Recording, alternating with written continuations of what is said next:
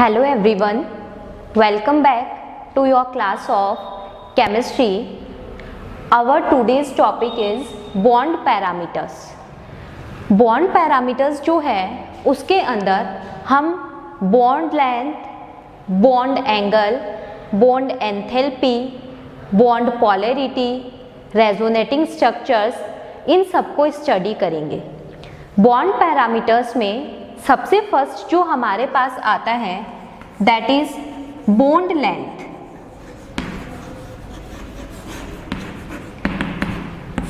Bond length क्या होती है?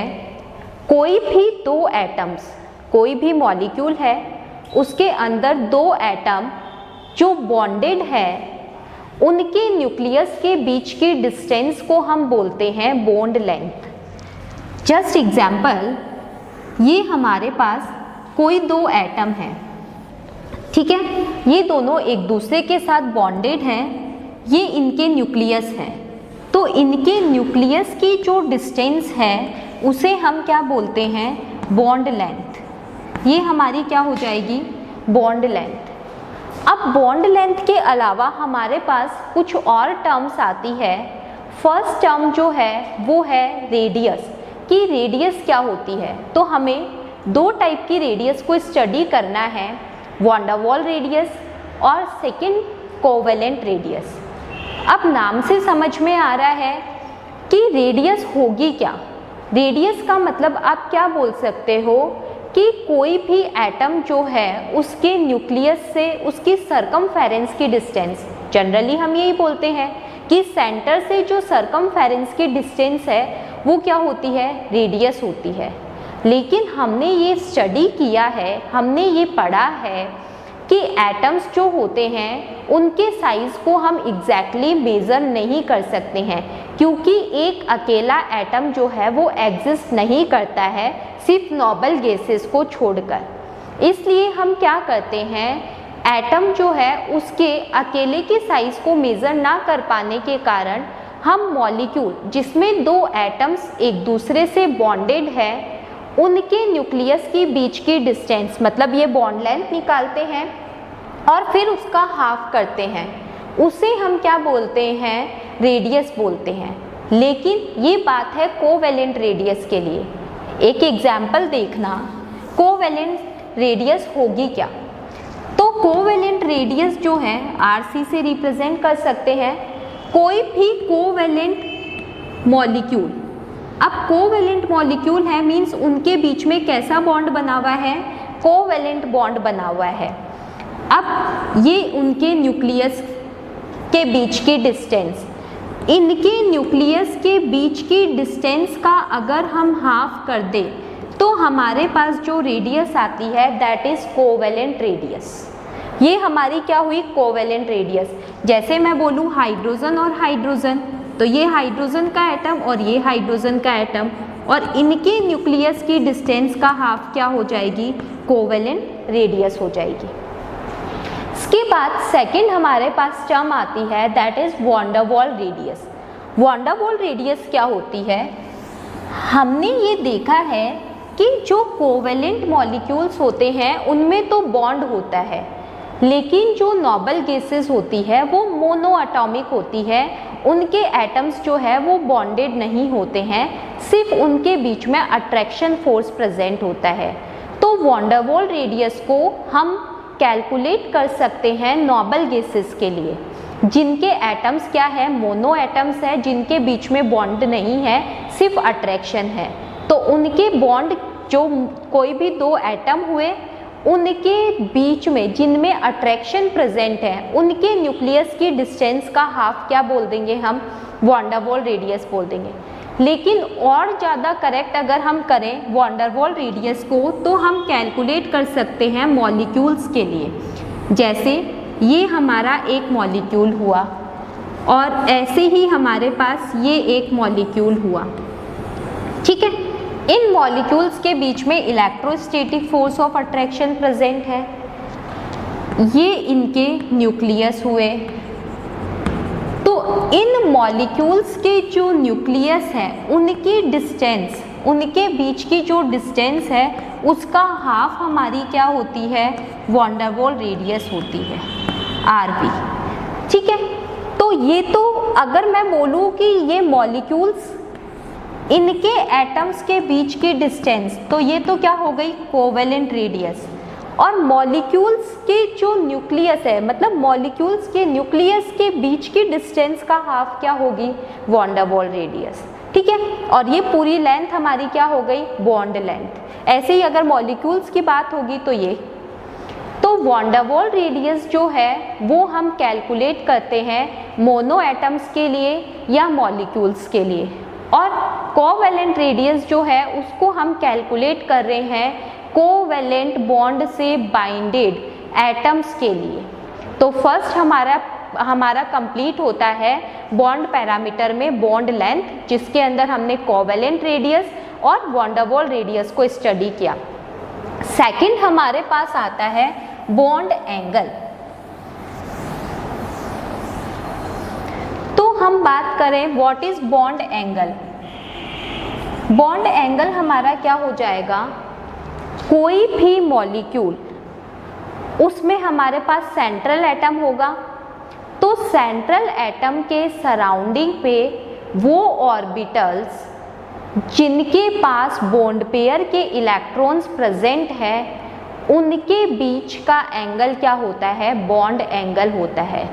किसी भी मॉलिक्यूल में सेंट्रल एटम के सराउंडिंग में वो ऑर्बिटल्स जिनमें बॉन्ड पेयर के इलेक्ट्रॉन्स प्रेजेंट है, बॉन्ड के इलेक्ट्रॉन पेयर्स प्रेजेंट है, उनके बीच का एंगल हमारा क्या होता है, बॉन्ड एंगल होता है।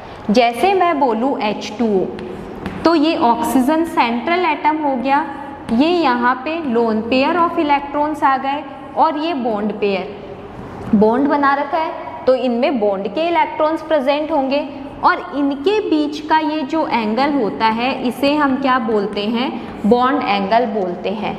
जैसे H2O में 104.5 डिग्री होता है। ठीक है, इसके बाद थर्ड हमारे पास जो टर्म आती है वो आती है बॉन्ड एंथैल्पी।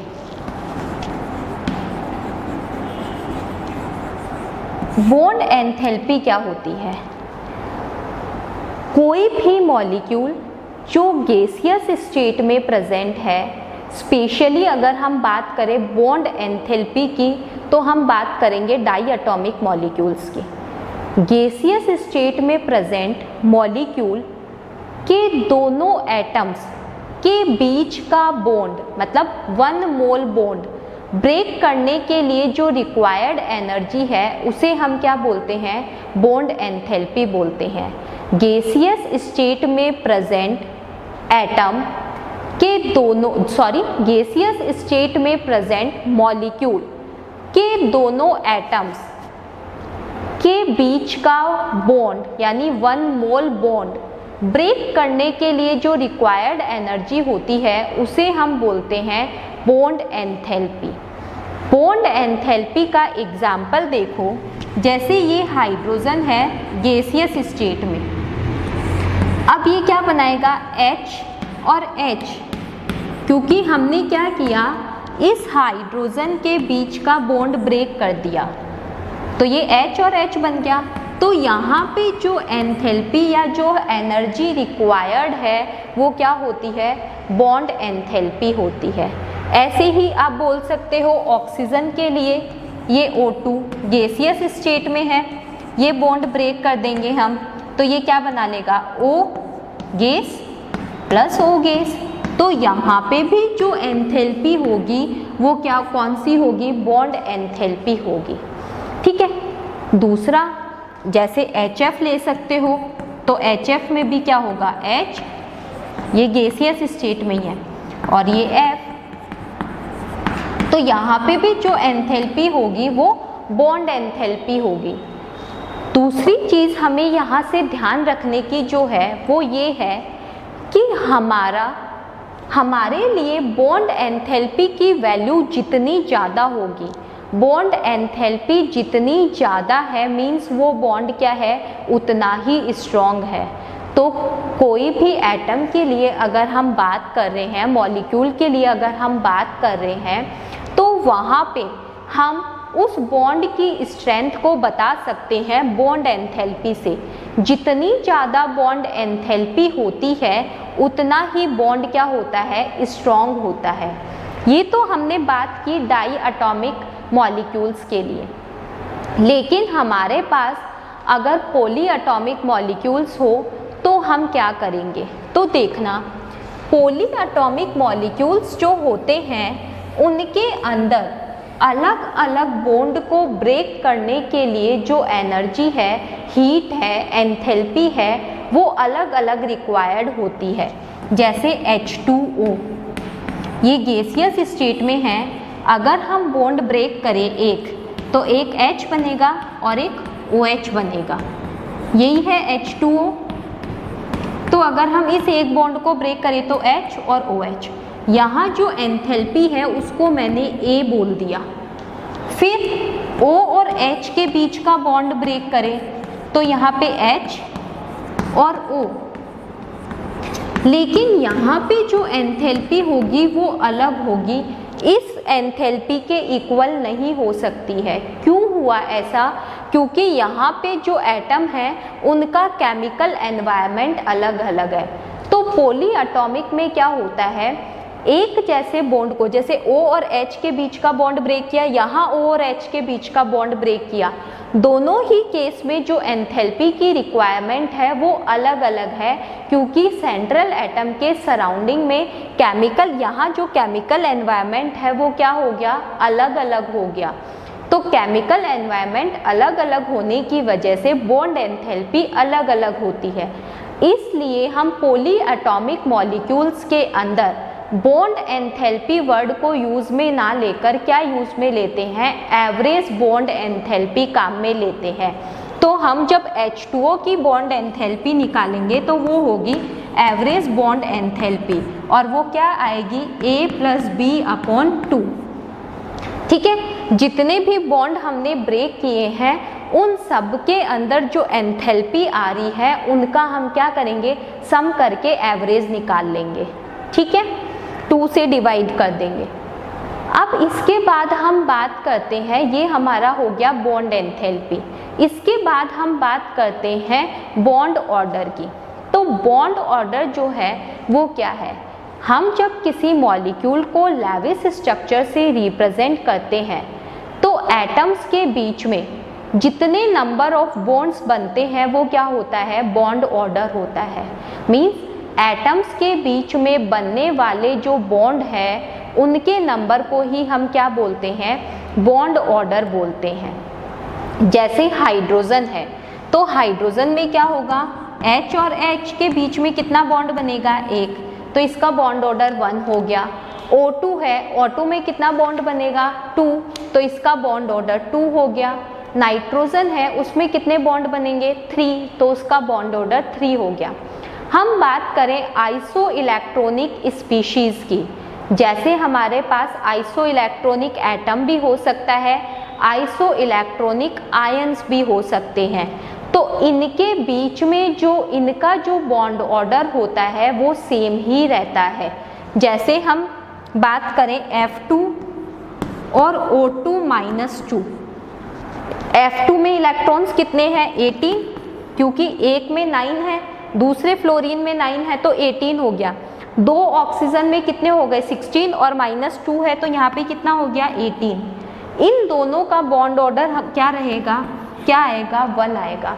तो जो आइसो इलेक्ट्रॉनिक स्पीशीज़ है, आयंस है, मॉलिक्यूल्स है, उनके बीच का बॉन्ड ऑर्डर क्या रहता है, सेम रहता है। एक और चीज़ हमें जो ध्यान रखने की है वो ये है कि बॉन्ड ऑर्डर जो होता है वो बॉन्ड स्ट्रेंथ के डायरेक्टली प्रोपोर्शनल है, कि जितना ज़्यादा बॉन्ड ऑर्डर होगा बॉन्ड स्ट्रेंथ क्या होगी, उतनी ही ज़्यादा होगी। मतलब उसको ब्रेक करने के लिए बॉन्ड एंथैल्पी उतनी ही ज़्यादा चाहिएगी, लेकिन बॉन्ड लेंथ क्या होती है, इन्वर्सली प्रोपोर्शनल होती है। तो हमें जो देखना है वो ये देखना है कि बॉन्ड ऑर्डर जो है बॉन्ड स्ट्रेंथ के डायरेक्टली प्रोपोर्शनल है, बॉन्ड एंथैल्पी के डायरेक्टली प्रोपोर्शनल है, बट बॉन्ड लेंथ के इन्वर्सली प्रोपोर्शनल है, कि बॉन्ड जितना ज़्यादा होगा मतलब उसको तोड़ने के लिए एनर्जी उतनी ही चाहिएगी, लेकिन लेंथ जो है वो क्या होती जाएगी, कम होती जाएगी, घटती जाएगी। ठीक है, फिर उसके बाद नेक्स्ट हमारे पास जो बॉन्ड पैरामीटर आते हैं उसके अंदर हम पढ़ते हैं एक रेजोनेटिंग स्ट्रक्चर्स को। देखो रेजोनेटिंग स्ट्रक्चर ये इम्पॉर्टेंट टॉपिक है। होता क्या है, कोई भी जो मॉलिक्यूल है अगर हम उसको एक लेविस स्ट्रक्चर के थ्रू रिप्रेजेंट नहीं कर पाते हैं, हमारे पास मॉलिक्यूल्स होते हैं जिनको हम एक लेविस स्ट्रक्चर से रिप्रेजेंट नहीं कर पाते हैं, तो उन मॉलिक्यूल्स की हम कई सारी इमेजनरी कैनोनिकल स्ट्रक्चर्स बनाते हैं जिनके अंदर जिनकी एनर्जी जो है वो सेम रहती है, जो बॉन्डिंग और नॉन बॉन्डिंग इलेक्ट्रॉन्स है उनका नंबर सेम रहता है, और उन कैनोनिकल स्ट्रक्चर्स को ही हम क्या बोलते हैं, रेजोनेटिंग स्ट्रक्चर बोलते हैं। जब किसी मॉलिक्यूल की एक स्ट्रक्चर को एक लेविस स्ट्रक्चर से रिप्रेजेंट कर पाना पॉसिबल नहीं होता है, तो हम कई सारी इमेजनरी स्ट्रक्चर बनाते हैं जिन्हें हम कैनोनिकल या रेजोनेटिंग स्ट्रक्चर बोलते हैं, जिनके अंदर एनर्जी सेम रहती है, bonding non bonding electron pair same रहते हैं, और इन्हें ही हम क्या बोल रहे हैं, रेजोनेटिंग स्ट्रक्चर्स बोल रहे हैं। ये जो रेजोनेटिंग स्ट्रक्चर है ये एक्चुअल में खुद कुछ रिप्रेजेंट नहीं कर रही है, इन रेजोनेटिंग स्ट्रक्चर को मिलाकर हम एक रेजोनेंस हाइब्रिड बनाते हैं, और ये रेजोनेटिंग हाइब्रिड जो होता है वो मॉलिक्यूल की ओरिजिनल स्ट्रक्चर को रिप्रेजेंट करता है। एक एग्जाम्पल हम देखते हैं, जैसे O3 मॉलिक्यूल है, इसकी स्ट्रक्चर को हम एक लेविस स्ट्रक्चर से रिप्रेजेंट नहीं कर सकते। इसके लिए हमें क्या करना होता है, कई सारी इमेजनरी स्ट्रक्चर बनानी होती है। जैसे ओजोन है तो इसकी स्ट्रक्चर इस तरीके की होती है, एक पे प्लस आता है, एक पे इधर माइनस आएगा। दूसरा हम क्या बना सकते हैं, एक और चीज़, जब हम रेजोनेटिंग स्ट्रक्चर्स बनाते हैं तो उनके बीच में हम क्या लगाते हैं, बोथ हैंडेड एरो लगाते हैं, बोथ हैंडेड एरो लगेगा। दूसरा हम इसको ऐसे भी लिख सकते हैं कि ये ऑक्सीजन आ गया, ये डबल बॉन्ड इधर चला जाए और ये ऑक्सीजन इधर, तो ये नेगेटिव चार्ज और ये पॉजिटिव चार्ज। ठीक है, हम दोनों तरीके से इसको रिप्रेजेंट कर रहे हैं। ये तो हो गई रेजोनेटिंग स्ट्रक्चर। अब इनका जो कॉम्बिनेशन है इनको मिलाकर हम बनाएंगे रेजोनेंस हाइब्रिड। ये रेजोनेंस हाइब्रिड जो है वो बताएगा कि मॉलिक्यूल की ओरिजिनल स्ट्रक्चर क्या है। तो इसका रेजोनेंस हाइब्रिड कैसे बनेगा, ये ऑक्सीजन आ गया, ये ऑक्सीजन आ गया और ये ऑक्सीजन आ गया। यहाँ पे सिंगल बॉन्ड फिक्स है, यहाँ पे भी सिंगल बॉन्ड है, क्योंकि यहाँ सिंगल भी हो रहा है डबल भी हो रहा है, यहाँ डबल भी हो रहा है सिंगल भी हो रहा है, मीन्स दोनों तरफ सिंगल बॉन्ड तो आएगा ही आएगा। फिर यहाँ पे पॉजिटिव चार्ज है, जब हम रेजोनेंस हाइब्रिड बनाएंगे तो पार्शियल पॉजिटिव लगाते हैं। ये जो डेल्टा सा बना है ना, ये पार्शियल चार्ज को रिप्रेजेंट करता है। यहाँ पे भी क्या आएगा, पार्शियल नेगेटिव चार्ज आएगा। ठीक है, अब डबल बॉन्ड इधर भी आ रहा है और इधर भी आ रहा है, इसमें यहाँ आ रहा है, इसमें यहाँ आ रहा है। इसका मतलब हम क्या बताएंगे कि ये डबल बॉन्ड जो है वो यहाँ से यहाँ तक रोटेट कर रहा है, मतलब इसके इलेक्ट्रॉन्स जो है वो इस तरीके से रोटेट कर रहे हैं। तो हम इस तरीके से इसका क्या बना सकते हैं, रेजोनेंस हाइब्रिड बना सकते हैं। ठीक है, और देखो O3 पे कोई चार्ज भी नहीं है, कोई चार्ज नहीं है, मतलब ये प्लस और ये माइनस ये कैंसिल कर देंगे एक दूसरे को, तो चार्ज नहीं होता है O3 पे। और आप चाहो तो इसको रिप्रेजेंट कर सकते हो मॉलिक्यूलर ये बॉन्डिंग इलेक्ट्रॉन्स और नॉन बॉन्डिंग इलेक्ट्रॉन्स के फॉर्म में। जैसे यहाँ पे 2 इलेक्ट्रॉन हैं, कितने होते हैं 6, तो 1 2 3 4 और 2 यहाँ हो गए 6 हो गए। फिर 1 2 3 यहाँ पे हो गए, एक इसका चला गया प्लस चार्ज का तो 4, और यहाँ पे ये 5 6 हो गए। यहाँ पे देखो कितने इलेक्ट्रॉन होंगे, 1 2 3 4 5 6, और एक इलेक्ट्रॉन जो नेगेटिव चार्ज है उसका इसमें आ गया, तब आपको यहाँ पे प्लस माइनस साइन लगाने की नीड नहीं है। ऐसे ही आप यहाँ पे भी कर सकते हो। यहाँ पे क्या हो जाएगा, इसके पास कितने इलेक्ट्रॉन होंगे, 1 2 3 4 5 6, यहाँ पे 2 3 तो इसके पास हो ही गए, एक पॉजिटिव चार्ज वाला चला जाएगा तो 5 6, 1 2 3 4 5 और एक पॉजिटिव चार्ज है तो कम हो गया। यहाँ पे नेगेटिव चार्ज होगा तो एक इलेक्ट्रॉन क्या आ जाएगा, एक्स्ट्रा, 1 2 3 4 5 6 और एक नेगेटिव चार्ज का ही। तो इस तरीके से भी आप इसको रिप्रेजेंट कर सकते हो। और सेम यहाँ पे भी फिर क्या लग जाएंगे, वही लोन पेयर्स ऑफ इलेक्ट्रॉन लग जाएंगे। ठीक है, तो इस तरीके से हम क्या बना सकते हैं, रेजोनेटिंग स्ट्रक्चर्स और उनसे रेजोनेंस हाइब्रिड बना सकते हैं। इसके अंदर देखना बॉन्ड पेयर भी 3 है यहाँ पे, और यहाँ पे देखना सब में मिला के लोन पेयर्स का नंबर भी सेम है। ठीक है, तो इस तरीके की जो स्ट्रक्चर्स होती है इनको हम क्या बोलते हैं, रेजोनेटिंग स्ट्रक्चर, और इनको सबको मिला के जो बनता है वो होता है रेजोनेंस हाइब्रिड, जो किसी भी मॉलिक्यूल की ओरिजिनल स्ट्रक्चर को रिप्रेजेंट करता है। और नेक्स्ट जो पैरामीटर हमारे पास आता है वो आता है बॉन्ड पोलैरिटी। देखो कोई भी जो मॉलिक्यूल होता है वो ना तो कंप्लीटली आयनिक होता है ना ही कंप्लीटली कोवेलेंट होता है। जो भी मॉलिक्यूल्स है अगर वो 100% आयनिक और 100% कोवेलेंट है मींस वो आइडियल कंडीशन है, लेकिन ऐसा होता नहीं है। मॉलिक्यूल अगर कोवेलेंट है तो उसके अंदर कुछ अमाउंट में आयनिक कैरेक्टर्स प्रेजेंट होते हैं, और आयनिक मॉलिक्यूल है तो उसके अंदर कुछ अमाउंट में कोवेलेंट कैरेक्टर प्रेजेंट होते हैं। इवन अगर हम बात करें हाइड्रोजन की H2 जो कि कोवेलेंट है, लेकिन उसमें भी कुछ अमाउंट में क्या प्रेजेंट है, आयनिक कैरेक्टर प्रेजेंट है। अब देखो कोई सेम एटम है, उनके बीच में बॉन्ड बना हुआ है, जैसे H2 हो गया, O2 हो गया, Cl2 हो गया, F2 हो गया, इनके बीच में जो बॉन्ड बना हुआ है वो कोवेलेंट बॉन्ड है। मींस जो कैसे बनेगा, इलेक्ट्रॉन की शेयरिंग से बनेगा। एक इलेक्ट्रॉन इसने दिया, एक इलेक्ट्रॉन इसने दिया, दोनों एक ही एटम है, इसकी वजह से इनका जो इलेक्ट्रॉन है वो कहाँ रहते हैं, बीच में प्रेजेंट रहते हैं। और ये जो बॉन्ड बनता है वो कैसा होता है, नॉन पोलर कोवेलेंट बॉन्ड होता है।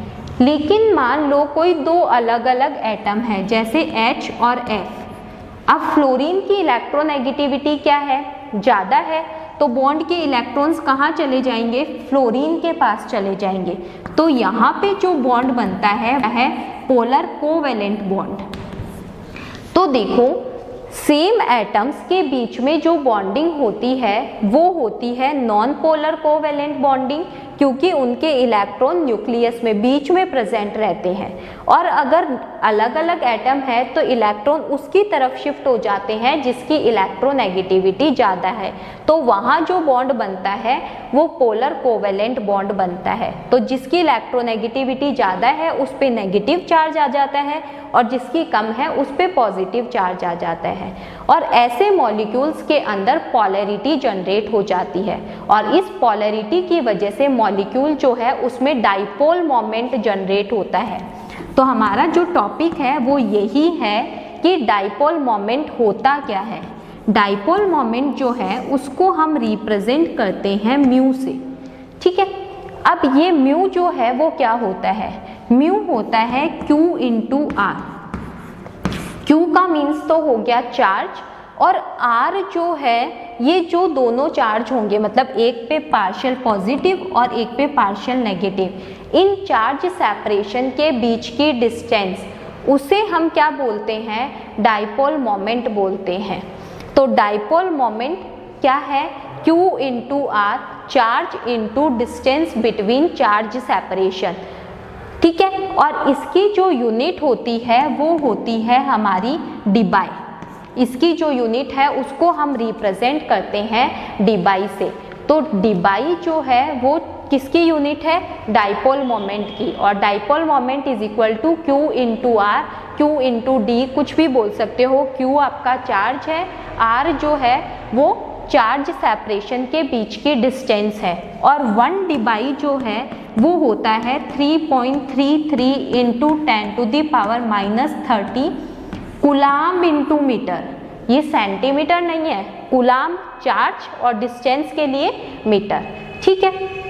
अब देखो ये जो बॉन्ड पोलैरिटी है हम जिसकी बात कर रहे हैं, ये बॉन्ड पोलैरिटी या डाइपोल मोमेंट हम कैसे कैलकुलेट कर सकते हैं।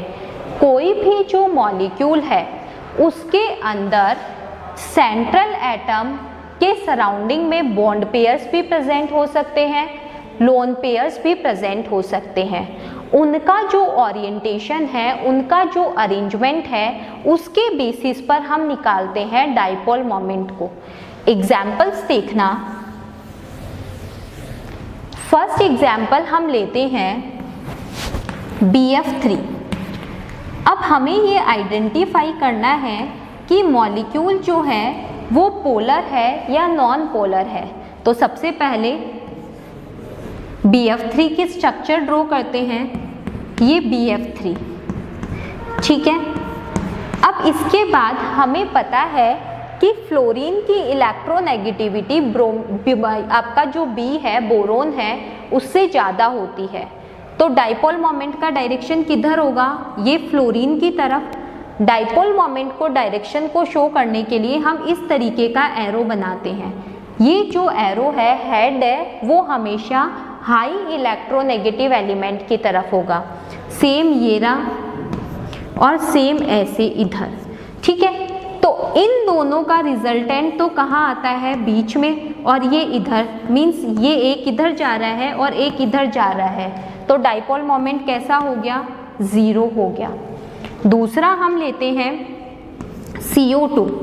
CO2 में क्या होता है, ये लीनियर स्ट्रक्चर होती है, ऑक्सीजन की इलेक्ट्रोनेगेटिविटी ज़्यादा है, तो ये इधर और इसका डाइपोल मोमेंट इधर। तो ओवरऑल जो डाइपोल मोमेंट आएगा वो भी क्या हो गया, कैंसिल। ये इधर जितना खींचेगा उतना ही इधर खींचेगा, तो ओवरऑल डाइपोल मोमेंट कितना हो गया, 0। इसके अलावा और एग्जाम्पल ले सकते हैं, जैसे HF। अब HF में क्या होगा, ये H और F, फ्लोरीन की इलेक्ट्रोनेगेटिविटी ज़्यादा है तो ये इधर जाएगा, मीन्स इसका डाइपोल मोमेंट क्या होगा, नॉन ज़ीरो, क्योंकि इसको कैंसिल करने वाला कोई भी नहीं है। इसके अलावा आप और एग्जाम्पल ले सकते हो, जैसे NF3 और NH3, ये N, ये F3 और एक आएगा NH3। तो NF3 और यहाँ पे एक lone pair of electron present होगा। अब हमें पता है कि नाइट्रोजन और फ्लोरीन के कंपैरिजन में जो फ्लोरीन है उसकी इलेक्ट्रोनेगेटिविटी हाई है, तो फ्लोरीन की तरफ आएगा डाइपोल मोमेंट, ये इधर, तो रिजल्टेंट डाउन साइड में, और इसका कहाँ पे जाएगा, अप साइड में, लोन पेयर की तरफ। यहाँ पे इस तरफ लोन पेयर की तरफ जाएगा, लेकिन नाइट्रोजन और हाइड्रोजन के कंपैरिजन में जो इलेक्ट्रोनेगेटिविटी है वो किसकी ज़्यादा है, नाइट्रोजन की। तो इनका रिजल्टेंट ये इधर, और तीनों का जो रिजल्टेंट है वो कहाँ जाएगा, अप साइड। तो इसका ये भी ऊपर, ये भी ऊपर, यानी ओवरऑल जो है वो कहाँ जा रहा है, अप साइड में, और इसका कुछ नीचे आ रहा है, कुछ ऊपर, मीन्स ये थोड़ा बहुत इसको कैंसिल कर देगा। तो इसका डाइपोल मोमेंट तो कुछ कम हो जाएगा और NH3 का डाइपोल मोमेंट जो है वो कुछ ज़्यादा होगा। तो क्वेश्चन आता है कि NF3 और NH3 में से डाइपोल मोमेंट किसका ज़्यादा होता है। तो NH3 और NF3 में डाइपोल मोमेंट किसका ज़्यादा है, NH3 का, क्योंकि इनका जो रिजल्टेंट है वो ओवरऑल अप साइड में है और इनका कुछ अमाउंट में कैंसिल होता है, ज़ीरो नहीं होगा, क्योंकि यहाँ पे लोन पेयर है और यहाँ पे फ्लोरीन है। ज़ीरो तब होता है जब अप साइड और डाउन साइड या ऑपोजिट साइड में सेम एटम्स प्रेजेंट हो। सेम एटम जो है वो सेम टेंडेंसी से खींचते हैं, यहाँ पे लोन पेयर है, यहाँ फ्लोरीन है, तो वो एक जैसी टेंडेंसी से खींच नहीं पाएंगे, कैंसिल आउट नहीं कर पाएंगे, तो कुछ ना कुछ डाइपोल मोमेंट होगा, लेकिन वो NH3 के कंपैरिजन में क्या होगा, कम होगा। अब जो नेक्स्ट क्लास हम लेंगे उसके अंदर स्टडी करेंगे वेस्पर थ्योरी को, valence shell electron pair repulsion theory. Thank you.